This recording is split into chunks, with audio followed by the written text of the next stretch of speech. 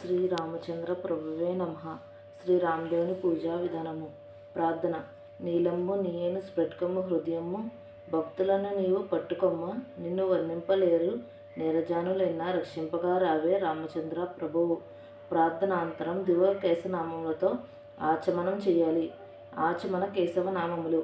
ఓం కేశవాయ స్వాహ, ఓం నారాయణ స్వాహ, ఓం మాధవాయ స్వాహ, ఓం గోవిందాయ నమః, ఓం విష్ణవే నమః, ఓం మధుసూదనాయ నమః, ఓం త్రివిక్రమాయ నమః, ఓం వామనాయ నమః, ఓం శ్రీధరాయ నమః, ఓం కృషికేశాయ నమః, ఓం పద్మనాభాయ నమః, ఓం దామోదరాయ నమః, ఓం సంరక్షణాయ నమః, ఓం వాసుదేవాయ నమః, ఓం ప్రద్యుమ్నాయ నమః, ఓం అనిరుద్ధాయ నమః, ఓం పురుషోత్తమాయ నమః, ఓం అధోక్షాజాయ నమః, ఓం నారసింహాయ నమః, ఓం అచ్యుతాయ నమః, ఓం జనార్దనాయ నమః, ఓం ఉపేంద్రాయ నమః, ఓం హరియే నమః, ఓం శ్రీకృష్ణాయ నమః, ఓం శ్రీరామాయ నమః. సంకల్పము. ఇక్కడ గోత్రనామములు చెప్పుకుని ముందుగా గణేశుని పూజించి తర్వాతనే రామదేవుని పూజించలను. శుక్లాం వరదరం విష్ణుం శశివర్ణం చతుర్భుజం ప్రసన్నవదనం ధ్యాయేత్ సర్వ విఘ్నోపశాంతియే. శ్రీరామ అష్టోత్తర శతనామావళి. ఓం శ్రీరామాయ నమః, ఓం రామభద్రాయ నమః, ఓం రామచంద్రాయ నమః, ఓం శాశ్వతాయ నమః, ఓం రజీవాలోచనాయ నమః, ఓం శ్రీమతే నమః, ఓం రజీంద్రాయ నమః, ఓం రఘుపుంగవాయ నమః, ఓం జానకీవల్లభాయ నమః, ఓం జైత్రాయ నమః, ఓం జితమిత్రాయ నమః, ఓం జనార్దనాయ నమః, ఓం విశ్వామిత్రప్రియాయ నమః, ఓం దాంతాయ నమః, ఓం శరణత్రాన్ తత్పరాయ నమః, ఓం వాలిప్రమాదనాయ నమః, ఓం వాగ్నే నమః, ఓం సత్యవాచే నమః, ఓం సత్యవిక్రమాయ నమః, ఓం సత్యవ్రతాయ నమః, ఓం వ్రతధారాయ నమః, ఓం సదా హనుమదాశ్రితాయ నమః, ఓం కౌసలేయాయ నమః, ఓం కరద్వాసినే నమః, ఓం విరాధవద పండితాయ నమః, ఓం విభీషణ పరిత్రత్రాయ నమః, ఓం హరకోదండ ఖండనాయ నమః, ఓం సప్తతాళ ప్రభత్తే నమః, ఓం దశగ్రీవ శిరోహరాయ నమః, ఓం జగదర్ప మహాదర్ప ధరణాయ నమః, ఓం తాటకంతకాయ నమః, ఓం వేదాంతసారాయ నమః, ఓం వేదాత్మనే నమః, ఓం భౌరగస్య భేషజాయ నమః, ఓం దోషణ త్రిశి రోహంత్రే నమః, ఓం త్రిమూర్తాయ నమః, ఓం త్రిగుణాత్మకాయ నమః, ఓం త్రివిక్రమాయ నమః, ఓం త్రిలోకాత్మనే నమః, ఓం పుణ్యచారిత్రకీర్త్యే నమః, ఓం త్రిలోకారక్షకాయ నమః, ఓం ధన్వినే నమః, ఓం దండకారిణ్య వర్తనాయ నమః, ఓం మహల్యశాపశమనాయ నమః, ఓం పితృభక్తాయ నమః, ఓం వరప్రదాయ నమః, ఓం జితేంద్రియాయ నమః, ఓం జితక్రోధాయ నమః, ఓం జితమిత్రాయ నమః, ఓం జగదుర్గవే నమః, ఓం వృక్షవరాన సంగతే నమః, ఓం చిదకృత సంశ్రయ నమః, ఓం జయంత్రత్రాణ వరదాయ నమః, ఓం సుమిత్రాపుత్ర సేవితాయ నమః, ఓం సర్వదేవాదిదేవాయ నమః, ఓం మృతవానర జీవనాయ నమః, ఓం మాయామరిసహంత్రే నమః, ఓం మహాదేవాయ నమః, ఓం మహాభుజాయ నమః, ఓం సర్వదేవస్తుతాయ నమః, ఓం సౌమ్యాయ నమః, ఓం బ్రాహ్మణాయ నమః, ఓం ముని సంస్థుతాయ నమః, ఓం మహాయోగినే నమః, ఓం మహోదారాయ నమః, ఓం సుగ్రీవస్థిత రాజదాయ నమః, ఓం సర్వపుణ్యతి కఫలినే నమః,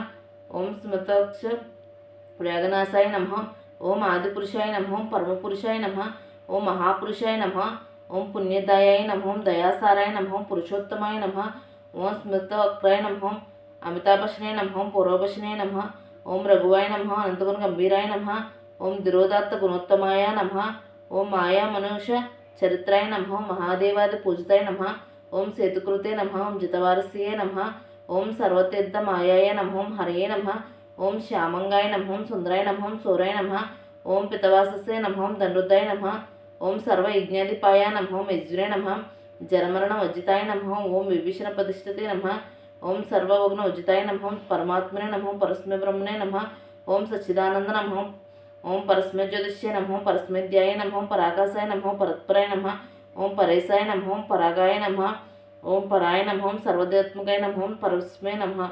ఓం శ్రీరామాష్టోత్తర వారి సమాప్తము. శ్రీరామదేవుని కథ. నాగంబట్టు కాశీ ప్రయాణం. పూర్వకాలంన ఒక బ్రాహ్మణుడు కలడు. ఆ బ్రాహ్మణుడి పేరు నాగంబట్టు. ఆయనకు ఒక కుమారుడు ఒక కుమార్తె కలరు. కుమారుని పేరు నారాయణ భట్టు, కుమార్తె పేరు నారాయణమ్మ. వారు చాలా పేదవారు. భిక్షాటన చేసి కుటుంబపోషణ చేసుకునేవారట. అలా కొన్నాళ్ళయ్యేసరికి నాగంబట్టు కాశీకి వెళ్ళి ధనము సంపాదించుకోవాలని బుద్ధి పుట్టిందట. భార్యతో చెప్పి తెల్లవారుజామున లేచి కాశీకి ప్రయాణమై వెళుచున్నాడట. అలా వెళ్ళగా వెళ్ళగా కొంత దూరం వెళ్ళేసరికి దారిలో సూతుల వారు, వ్యాసుల వారు, నారదుల వారు ప్రత్యక్షమై, ఓ బ్రాహ్మణుడా, ఎక్కడికి వెళ్ళుచున్నావు అని అడిగిరి. అయ్యా, నేను ధనము సంపాదించుకుంటకు కాశీకి వెళ్ళుచున్నానని చెప్పాను. అప్పుడు వారు, ఓ వెర్రి బ్రాహ్మణుడా, కాశీకి వెళితే నీకు ధనము ఎవరైనా మూటగట్టిస్తారా? కాశీకి వెళితే గంగ స్నానం దొరుకుతుంది, విశ్వేశ్వర దర్శనము దొరుకుతుంది, అన్నపూర్ణ దర్శనం దొరుకుతుంది, బిందు మాధవుని దర్శనం దొరుకుతుంది. కానీ కాశీకి వెళ్తే నీకు ధనము మూటగట్టి ఎవరిస్తారు? మేము ఒక్క చెప్తాం, వింటావా అని అడిగారు. నాగంభట్టు, అది ఏ దేవుడి కదో వివరించండి స్వామి అని వేడుకున్నారు. నారదుడు చెప్పడం మొదలుపెట్టాడు. పూర్వకాలమున కొసలమని రాజ్యం కలదు. ఆ రాజ్యం పాలించేవాడు దశరథ మహారాజు. ఆయన పిల్లల కోసము పుత్రకామేష్టియాగం చేయగా దేవతలు ప్రత్యక్షమయ్యి పాయస పాత్రనిచ్చారు. అతడది పట్టుకుని వెళ్ళి తన భార్యలకు కౌసల్య, సుమిత్ర, కైకేయి అను ముగ్గురు రాణులకు ఇచ్చినాడు. వారు ముగ్గురు పాయసం భుజించగానే గర్భవతులయ్యి నవమాసములు నిండగా చైత్రశుద్ధి నవమి నాడు పునర్వసు నక్షత్రమున శ్రీరామ, లక్ష్మణ, భరత, సద్గుద్గులు నలుగురు కుమారులు జన్మించారు. వారు దినదిన ప్రవర్ధమానులై బాలచంద్రుల వరే పెరుగుచుండిరి. కొన్నాళ్ళు అయ్యేసరికి విశ్వామిత్రుడు వచ్చి రామలక్ష్మణులు ఇద్దరిని యాగ సంరక్షణార్థం తనతో పంపమని దశరథ మహారాజును అడుగగా, విశ్వామిత్రునితో రామలక్ష్మణులను పంపుటకు దశరథ మహారాజు అంగీకరించగా మునివారిద్దరికి అతిబల విద్యలను నేర్పెను. రాముడు తాటకిని చంపి శివుని విలువిరిచి సీతను పెండ్లియాడి అహల్య శాప విమోచన చేసి పరశురాముని గర్వభంగం చేసి కైకవరం చేత 14 ఏళ్ళు అరణ్యవాసంలో నుండగా రావణాసురుడు సీతను ఎత్తుకుపోగా లంకాపురము కేగి లంకాదహనము చేసి రావణాసురుని వధించి విభూషణకు పట్టం కట్టి అయోధ్యకు తిరిగి వచ్చి పట్టాభిషేకులై సుఖంగా రాజ్యం ఏలుచుండెను అని వారు ఆ విప్రునకు మరలా రామదేవుని వ్రతకథ విధానము ఇట్లు చెప్పిరి. 5 లక్షవారములు 5 ఆదివారములు పూజ చేసి ఆవునితో దీపం పెట్టి ఆవు పాలు, గోధుమ రవ్వ, పంచదార కలిపి 5 ఉండలుగా ప్రసాదం చేసి రామదేవునికి నైవేద్యం పెట్టవలను. 1 ఉండ రామదేవునికి, 1 ఉండ బ్రాహ్మణునికి, 1 ఉండ ముత్తనైదుకి, 1 ఉండ ఇరుగు పొరుగు వారికి, 1 ఉండ భార్య పిల్లలంతా కలిసి తినవలను. ఆ విధంగా 5 లక్షవారములు పూజ చేయవలను. ఈ విధంగా నారదుడు చెప్పిన వినిన వెంటనే నాగంభట్టు తిరిగి తన ఇంటికి వెళ్ళిపోయి భార్యాపిల్లలతో కలిసి 5 లక్షవారములు 5 ఆదివారములు రామదేవుని వ్రతం ఆచరించి కథ చెప్పుకుని తత్ఫలితంగా ధనలాభం కలుగును గుర్తించినాడు.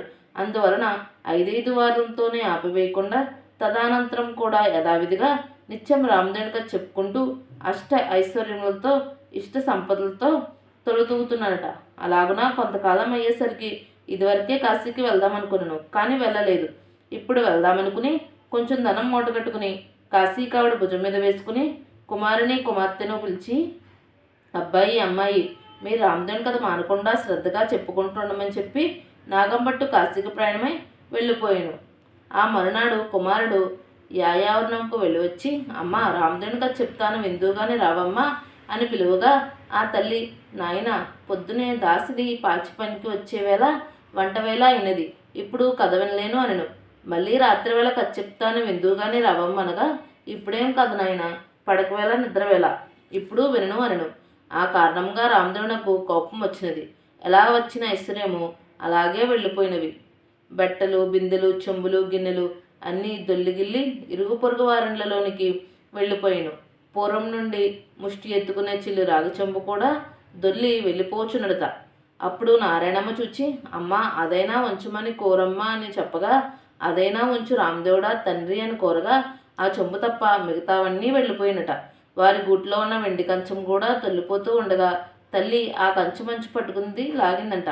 అంతనా సగం మంచుగల భాగం ఊడిపోయి మిగిలినది పక్క ఇంటికి వెళ్ళిపోయినడత. మన్నాడేదో పని మీద పొరుగింటికి వెళ్ళిన నాగంభట్టు భార్య వారింట్లో ఉన్న సగం మంచు కంచం చూచి, ఈ కంచం మాది అన్నదట. అందుపై ఆ ఇంటివారు, మీ కంచం మంచు మా ఇంటికి ఎలా వచ్చిందమ్మా? మేము మీ ఇంటికి వచ్చినామా, మీరు మా ఇంటికి వచ్చినారా? కాబట్టి ఆ కంచం మాదే అన్నదట. నాగంభట్టు భార్య, అలాగున కాదు, మా ఇంట్లో ఈ కంచము సగమంచున్నది, పట్టుకొస్తానని తన ఇంటికి వచ్చి ఇంటిలో ఉన్న కంచము అంచు పట్టుకుని వెళ్ళి అంచును కంచమును దగ్గర పెట్టి చూడగా ఆ రెండును అదుక్కుపోయిను. కానీ మొత్తం కంచం మాదే అని ఆ పొరుగింటి వారే ఉంచి వేసుకున్నారట. నాగంభట్టు భార్య సిగ్గుపడి లజ్జపడి ఇంటికి వచ్చినదట. అప్పుడు కుమారుడు చూచి, ఏమన్నారమ్మా అను. అది మాదే అని చెప్పి వారే పుచ్చుకున్నారని చెప్పాను. అప్పుడు కుమారుడు, అవును, రామదేవుని కథను చెబుతాను, ఇప్పుడన్నా వింటావా అమ్మ అని అడిగాను. కానీ ఆ తల్లి, నేను కథ వినను, కార్యము వినను, ఏ పని ఎటో చేసుకుని బతుకుతాను కానీ రామదేవుని కథ మాత్రం వినను అన్నది.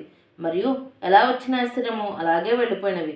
నీ చెల్లిని మాత్రం తీసుకువెళ్ళి ఎవరికైనా ఇచ్చి పెళ్లి చేయమని చెప్పి ఆమె ఆజ్ఞ ప్రకారము నారాయణ భట్టు చెల్లిని వెంట పెట్టుకుని వరణ్యేశ్వరంలో ప్రయాణమయ్యాడు. వారు ఊరి చివరికి వెళ్ళేసరికి కాశీ నుండి నాగంభట్టు తిరుగు ప్రయాణమై ధనం మూటగట్టుకుని వస్తున్నాడట. కొంత దూరం వచ్చేసరికి ఆయన ఊరి చివరికి వచ్చినాడు. అక్కడ ఒక కోనేరు కనిపించింది. ఆ కోనేటిలో కాళ్ళు కడుక్కొనిచుండగా ఎక్కడి నుండో ఒక పెద్ద గరుడ పక్షి వచ్చి ఆ డబ్బు మూటను ఎత్తుకుని పోయిను. అయ్యో అని నాగంభట్టు విచారిస్తూ ఇంటికి వస్తుండగా కొంత దూరం వచ్చేసరికి నారాయణ భట్టును చూచి, అబ్బాయి, అమ్మాయి, మీరు సుఖంగా ఉన్నారని అడుగగా నారాయణ భట్టు, ఏమున్నది నాన్నగారు, యథాప్రకారంగా ఏమీ లోట్లేదు. మీరు వెళ్ళినది మొదలు కథ చెప్తాను వినమంటే అమ్మ వినలేదు. కాబట్టి రామదేవుని కోపం వచ్చి ఎలా వచ్చిన ఐశ్వర్యమో అలాగే వెళ్ళిపోయినది. యాయావరపు చంపు కూడా దొల్లిపోచుండగా నేను చెల్లి చూచి, అదైనా ఉంచు రామదేవుడా తండ్రి అని ప్రార్థించగా ఆ చెంబు మాత్రము మిగిలినది. మిగతావన్నీ వెళ్ళిపోయినవి.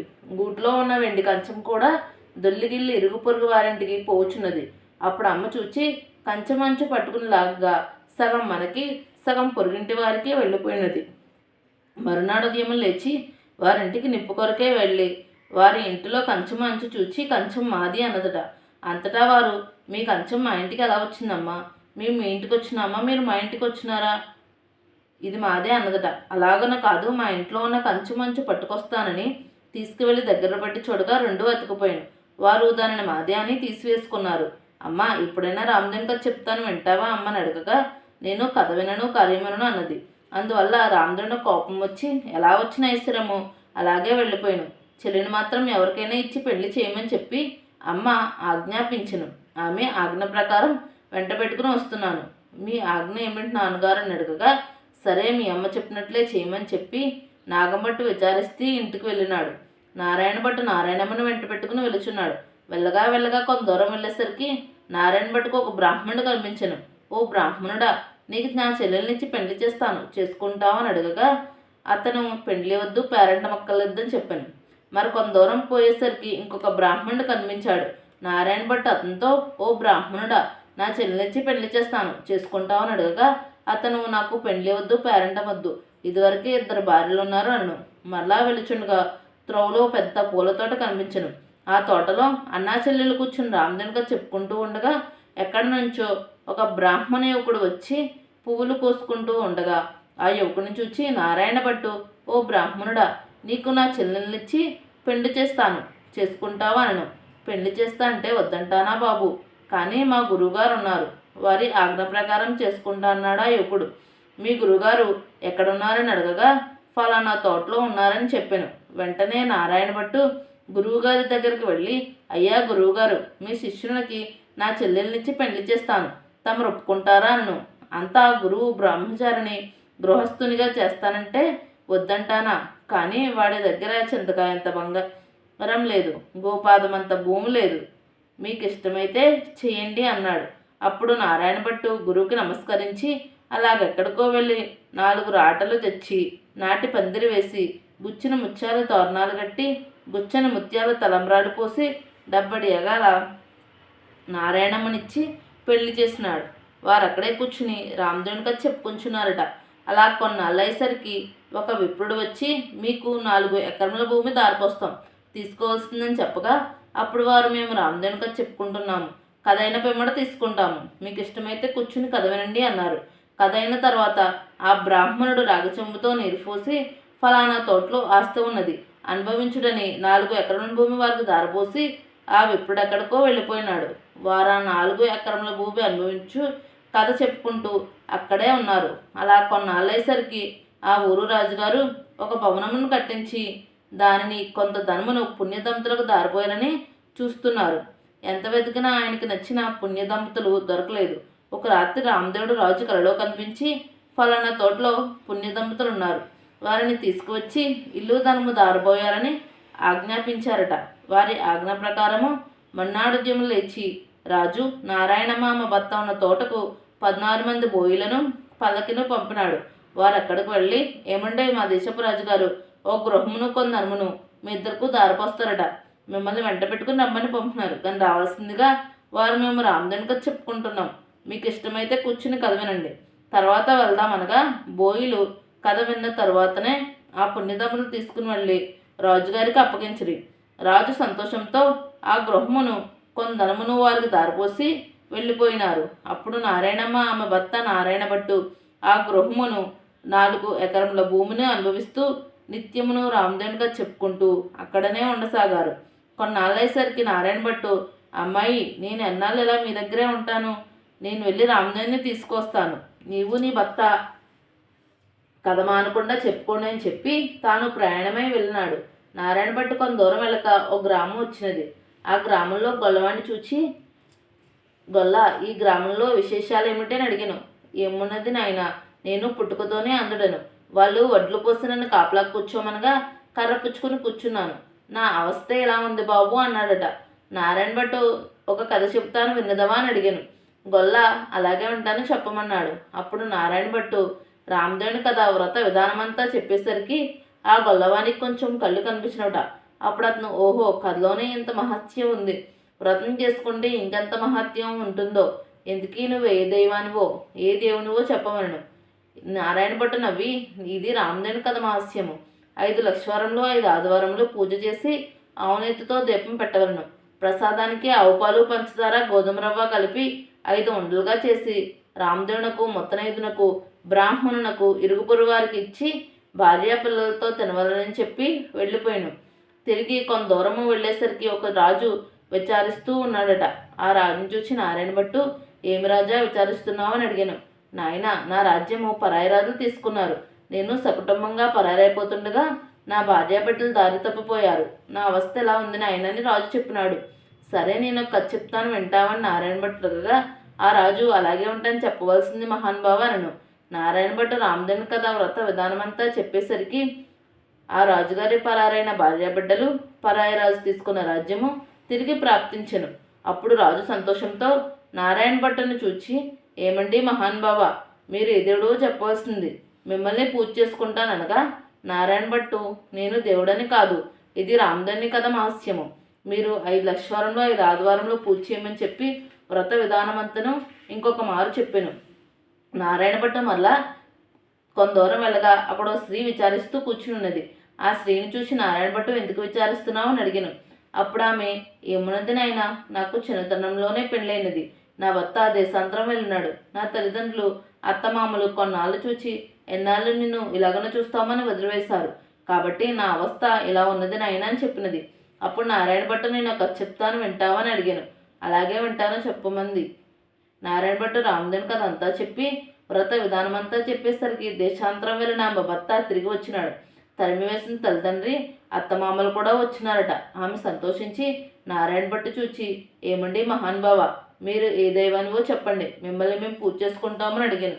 అందుకు నారాయణ భట్టు, ఇదంతా రామదేవుని వ్రత కథ మహస్యం, 5 లక్షవారంలో 5 ఆదివారములు మానకుండా పూజ చేయాలని వ్రత విధానమంతా చెప్పి తిరిగి కొంత దూరం వెళ్ళేసరికి ఒక గ్రామం వచ్చినది. ఆ గ్రామంలో ఒక ఇల్లాలింటికి వెళ్ళి, అమ్మ పూజ చేసుకుంటాను, కొంచెం చోటిస్తావా అని అడిగాను. మా ఇంట్లో మడాచారం కుదరవు గనుక ఇల్లు లేదు వాకిల్ లేదు, వెళ్ళిపోమంది. అప్పుడు నారాయణ భట్టు, కోనేరైనా చూపించు తల్లి అని అడిగాను. అందుకనమ్మే తూర్పు దిశని ఈశాన్య మూలగా కోనేరున్నది, వెళ్ళమని చెప్పాను. నారాయణ భట్టు స్నానం చేసి మడిబట్ట ఆరవేసుకుని ఇల్లు ఇవ్వనన్న ఇల్లాలి అరుగు మీదకే వచ్చి తూర్పు దిశ ఈశాన్య మూలగా ఒక పుచ్చిపేటకు పసుపు రాసి పట్టుపెట్టి అందరూ రామదేవుని పటం పెట్టి ఆవు పాలు గోధుమ రవ్వ పంచదార కలిపి ప్రసాదం 5 ఉండలు చేసి రామదేవునికి నైవేద్యం పెట్టి కథ చదువుకుంటున్నాడట. ఇంతలా ఆమె ఉత్తరకు వచ్చి చూడగా నారాయణ భట్టుకు ఆమెకు తాంబూలము దక్షిణ ప్రసాదము ఇచ్చినాడట. ఆమె పుచ్చుకి లోపలికి వెళ్ళిపోయాను. నారాయణ భట్టు కథ చదువుకుని కొన్ని నక్షత్రాలు నెత్తి మీద వేసుకుని కొన్నింటి నా ఇంటి మీద వేసి వెళ్ళిపోయాను. అతను ఇలాగన వెళ్ళగానే ఆ ఇల్లు ఇంద్రభవనమైనది. అప్పుడు యాయావరణకు వెళ్ళిన తన భర్త తిరిగి వస్తే ఇల్లు గుర్తుపట్టలేడని ఆ ఇల్లాలు వీధి అరుగు మీద కావలి కూర్చుని ఉండెను. ఇంతలో ఆమె భర్త ఒడ్లు మట్టలు చేసుకుని ఇల్లు కాన కంగారు పడి అక్కడే నిలబడి ఉండెను. ఆమె చూచి, మన ఇల్లు ఇదే, ఇలా రండి అను. భర్త ఇది మన ఇల్లు కాదు, నేను రానని చెప్పగా ఇది మన ఇల్లే, ఇలా ఎందుకైందో చెప్తాను వినండి. ఎక్కడి నుండో బ్రాహ్మణుడు వచ్చి పూజ చేసుకుంటాను వెళ్ళమన్నాడు. నేను మా ఇంట్లో మడి ఆచారం కుదరవు వెళ్ళమని చెప్పాను. అప్పుడు అతను ఒక కోనేరైనా చూపించమన్నాడు. నేను తూర్పు దిశగా ఈశాన్యములో కోనేరు ఉందని చెప్పాను. అతడు కోనేరు దగ్గరకు పోయి స్నానం చేసి మడిబట్ట ఆరవేసుకుని మన అరుగు మీదకు వచ్చి ఒక పీటకు పసుపు రాసి బొట్టు పెట్టి తూర్పు తీసి జన్మలుగా పెట్టి అందు రామదేవుని పటం పెట్టి పూజ చేసి ఆవు పాలు గోధుమ రవ్వ పంచదార కలిపి ప్రసాదంగా 5 ఉండలు చేసి రామదేవునకు నైవేద్యం పెట్టి కథ చదువుకుంటున్నాడు. నేను బయటకు వచ్చేసరికి నాకు దక్షిణ తాంబూల ప్రసాదం ఇచ్చాడు. నేను లోపలికి వెళ్ళిపోయాను. అతను కొన్ని నక్షత్రాలు నెత్తి మీద వేసుకుని మరికొన్ని నక్షత్రాలు మన ఇంటి మీద వేసి వెళ్ళిపోగా ఇల్లు ఇలా ఇంద్రభవనముగా మారినది. ఇదంతా ప్రసాద మహస్యం అని చెప్పాను. అంతటా ఆమె భర్త ఆయన పూజ చేసుకుంటా అంటే వద్దన్నావా, నిర్భాగ్యురాల, పాపిష్టిదాన, అతను ఏ దిశగా వెళ్ళినాడు చెప్పమనగా ఈశాన్యమూలగా వెళ్ళినాడని చెప్పినది. అప్పుడు ఆయన మూటలు అక్కడ పెట్టి నారాయణ భట్టును వెతుకుచూ బయలుదేరను. కొంత దూరం వెళ్ళగా నారాయణ భట్టు ఈ బ్రాహ్మణుడికి కనిపించను. బ్రాహ్మణుడు, ఏముండే మహానుభావ, మీరు మా ఇంటికి రావాల్సింది, మేము పూజ చేసుకుంటామను. అందుకు నారాయణ భట్టు, మీ ఇంటికి ఇప్పుడు రాలేను, నేను రామదేవుని వద్దకు వెళ్తున్నాను అనను. అప్పుడు ఆ బ్రాహ్మణుడు, అలా కాదు మహానుభావ, మీరు మా ఇంటికి వచ్చి పూజ చేసుకుంటానంటే మా వాళ్ళు ఇల్లు ఇవ్వనున్నారు కాబట్టి మాదే తప్పు, మా తప్పు క్షమించి మా ఇంటికి రావాల్సింది.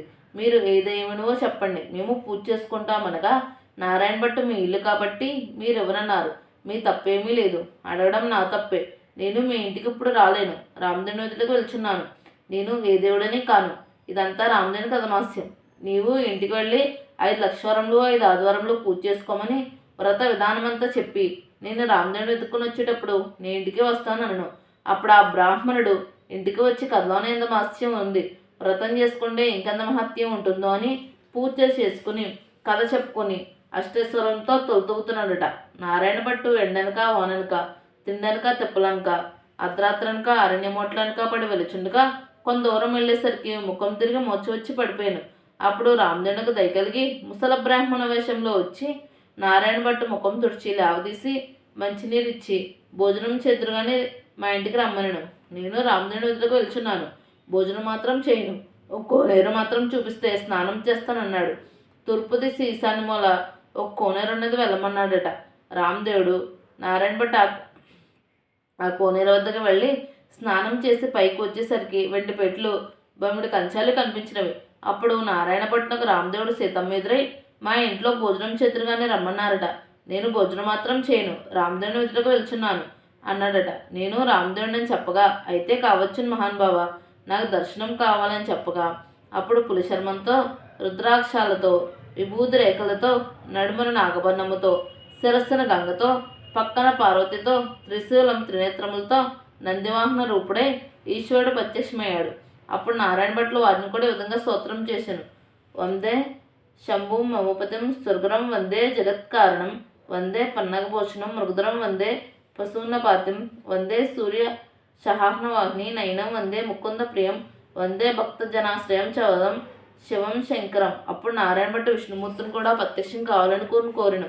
అప్పుడు విష్ణుమూర్తి ఒక్సస్థలమున వనమాలకతో మెరుపు తీగ వంటి లక్ష్మీదేవితో శంఖచక్ర గరుడయ్యి నెమలి పెంచం ధరించి ప్రత్యక్షమైనాడు.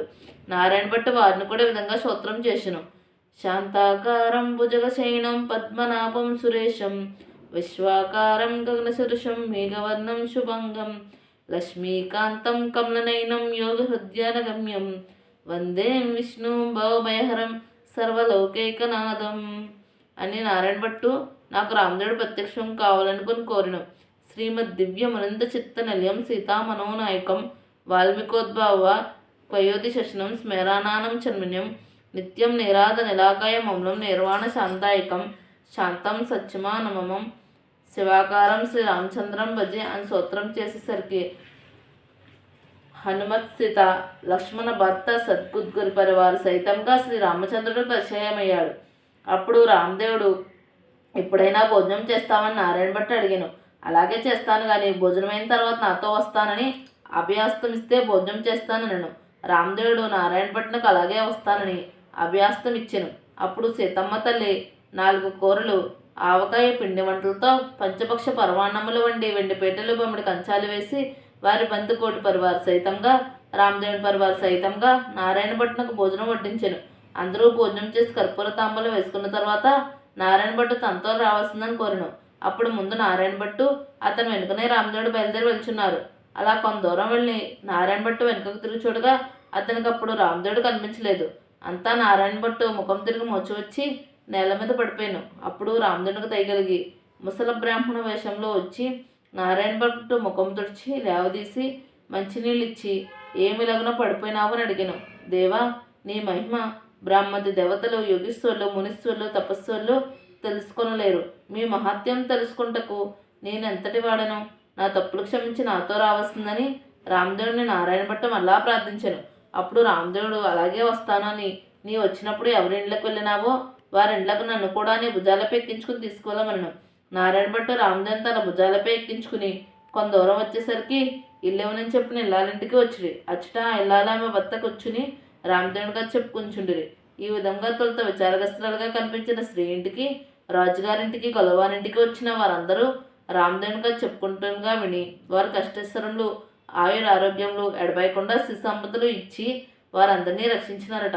అటు పిమ్మట నారాయణ భట్టు రామదేవుని తన చెల్లెలింటికి కూడా తీసుకుని వెళ్ళగా అక్కడ వారు రామదేవుని గారు చెప్పుకుంటుంచే సంతృష్టులై వారి కష్టేశ్వరములు, సంపదలు, ఆయుర ఆరోగ్యములు ఇచ్చి కాపాడి రక్షించినారట. అప్పుడు నారాయణమ్మ తన ఇంటికి అన్నయ్య వచ్చినాడని కళ్ళు చెట్లు కలుగుటకు నీళ్ళు ఇచ్చి దాహానికి మజ్జిగ ఇచ్చినది. సకల మర్యాదలు చేసినది.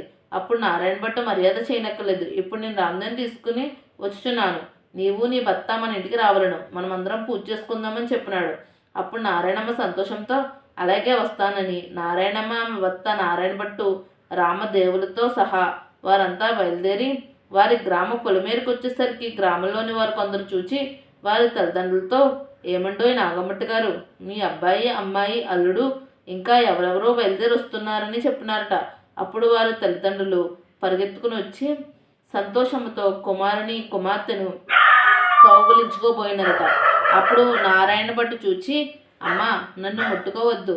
ఇప్పుడు నేను రామదేవుని తీసుకువచ్చుచున్నాను. మీరింటికి వెళ్ళి 4 మూలలు దులిపి నల్లగా అల్లికి తెల్లగా ముగ్గులు పెట్టి పచ్చిగా పసుపు రాసి మామిడాకులు తోరణాలు కట్టి ఒక పీటకు పసుపు రాసి బొట్టు పెట్టి తూర్పు తీసి ఈశాన్య మూలగా ఉంచి దానిపై రామదేవుని పటం పెట్టి గోధుమ నూక, పంచదార, ఆవుపాలు కలిపి ప్రసాదం 5 వంటలు చేసి పూజకు అన్నీ సిద్ధం చేసినాక కబురు చేయండి.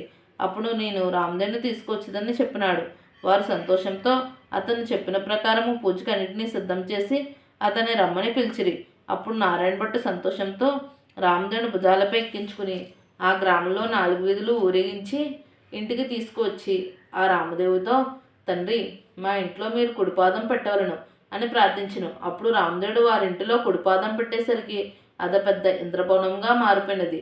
అప్పుడు నారాయణ భట్టు రామదేవునితో, పేదవాడను, నిన్ను తప్ప అన్యమెరుగని వాడను, నీ భక్తుడను కాబట్టి అపరాధంగాను అపచారంగాను భావించక నాకున్న ఈ పుచ్చిపెట్టియే సింహాసనం అనుకుని దయవుంచి దీనిపై తమరు కూర్చుండవలనని వినయంగా ప్రార్థించాను. రామదేవుడు ఆ పీట మీద కూర్చునేసరికి అది వజ్రాలు, వైడూర్యాలు, కెంపులు, మాణిక్యాలతో చేసిన బంగారు సింహాసనంగా మారినదట. అంతటా సీతాలక్ష్మణపత సద్గుద్గురు పరివారు సైతంగా శ్రీ రామచంద్రమూర్తి వారింట్లో ఆసనులై వెలిసినారట.